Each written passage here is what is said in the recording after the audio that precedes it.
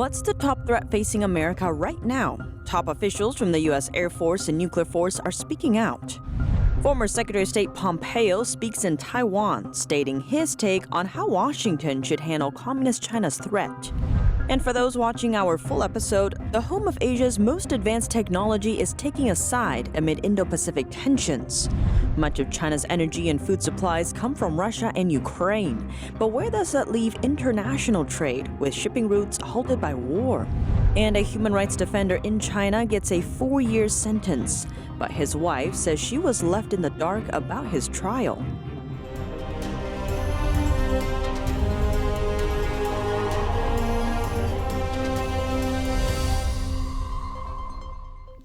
Welcome to China in Focus. I'm Tiffany Meyer.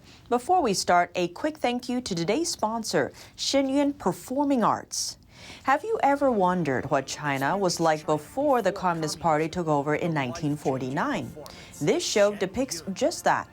Shenyun showcases China's rich cultural heritage and what the regime destroyed, which is why the performance is banned in China. Captivating and uplifting, Shenyun brings to life the legendary heroes of old, portraying the spirituality and deep wisdom present in ancient Chinese tradition.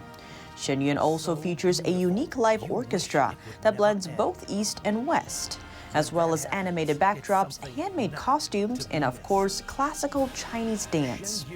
Get your tickets today at shenyun.show/ChinaInFocus. And we have a discount code for you. Enter the code CNInFocus with no spaces to waive ticket fees. Right now, all eyes are on Ukraine and Russia, but many in Washington say America's threat hasn't actually changed. One of them, a top U.S. Air Force official, says despite current events, the country's pacing challenge is still China.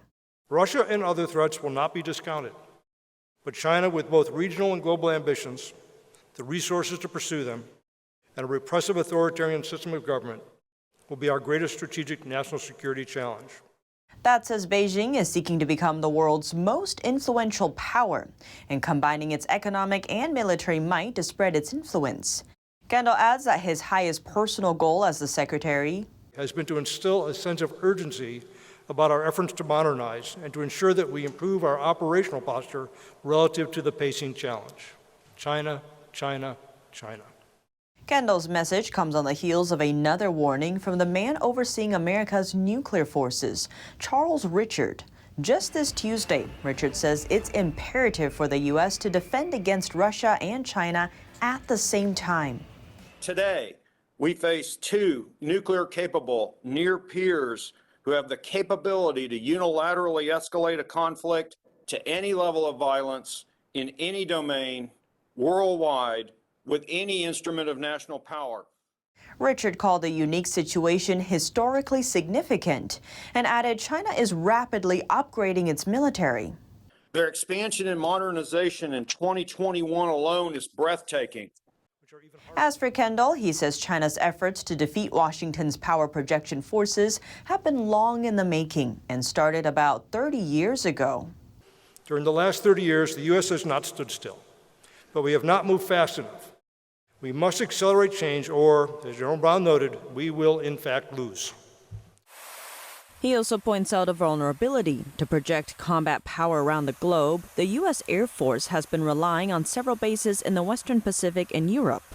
Since these air bases are at well-known fixed locations, they can become easy targets for adversaries. With precision munitions, it's possible for an adversary to send a great deal of weapons against each of these assets.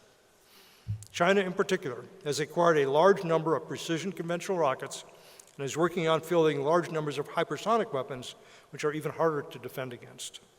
He notes the U.S. must find a way to keep those bases open if attacked, and explained the Air Force is seeking a new method of operation to address the issue. It's the idea that one doesn't just operate from an individual fixed base. Satellite bases dispersed in a hub-and-spoke concept provide numerous locations and make forces less easily targetable because of their disbursement. He says the U.S. will work with allies around the globe to make the effort successful. Former Secretary of State Mike Pompeo is speaking up about Taiwan during a Friday speech in Taipei. He said the United States should formally recognize Taiwan as a free and sovereign country. Here's more. Last year, your ambassador. Former Secretary of State Mike Pompeo said on Friday the U.S. should formally recognize Taiwan as a country. Pompeo's comments made during an unofficial visit to Taipei cross a sensitive red line for China. Beijing claims Taiwan as its own territory and has never renounced the use of force to bring it under Chinese control.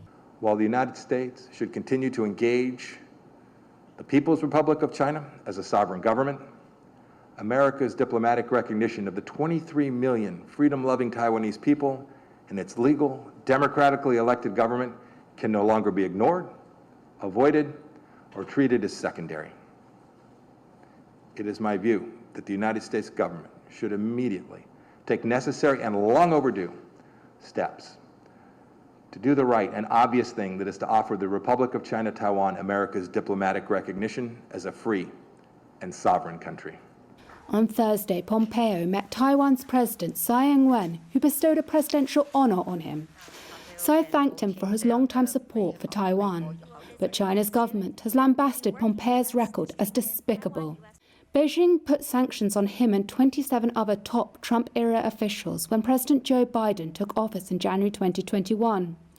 China has stepped up its military and diplomatic pressure against Taiwan over the past 2 years. Taiwan's democratically elected government says it wants peace, but will defend itself if attacked. Since Russia's invasion of Ukraine, the island has been on edge, wary of Beijing taking advantage of a distracted West to move against it.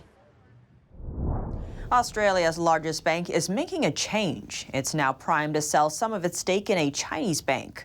The Commonwealth Bank of Australia, or CBA, will sell a 10% stake in China's Bank of Hangzhou. That share totals over $1 billion. The investment is nearly 20 years old. CBA is Bank of Hangzhou's biggest shareholder. The institution will continue to hold its remaining 5% stake for 3 more years. CBA said it would sell its shares to government-controlled entities in China, opting to focus on boosting its domestic services. CBA's chief executive said the move is consistent with a banking strategy in play across Australia to focus core resources on home soil instead of overseas.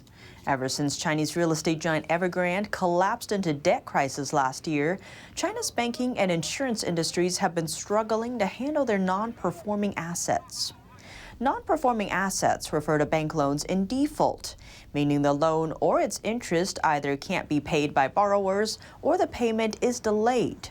These assets present a major challenge for the banking sector. And that's all for today's China in Focus on YouTube. We are now sharing a shortened version of our program on YouTube after being demonetized for a year. Full episodes can be watched on our website, ntd.com/China-in-focus. You can also find out where to watch us live on cable in your city at ntd.com/TV or on NTD's partner platform, Epoch TV. To sign up, please click the link down below. Thanks for watching. I'm Tiffany Meyer, and see you tomorrow.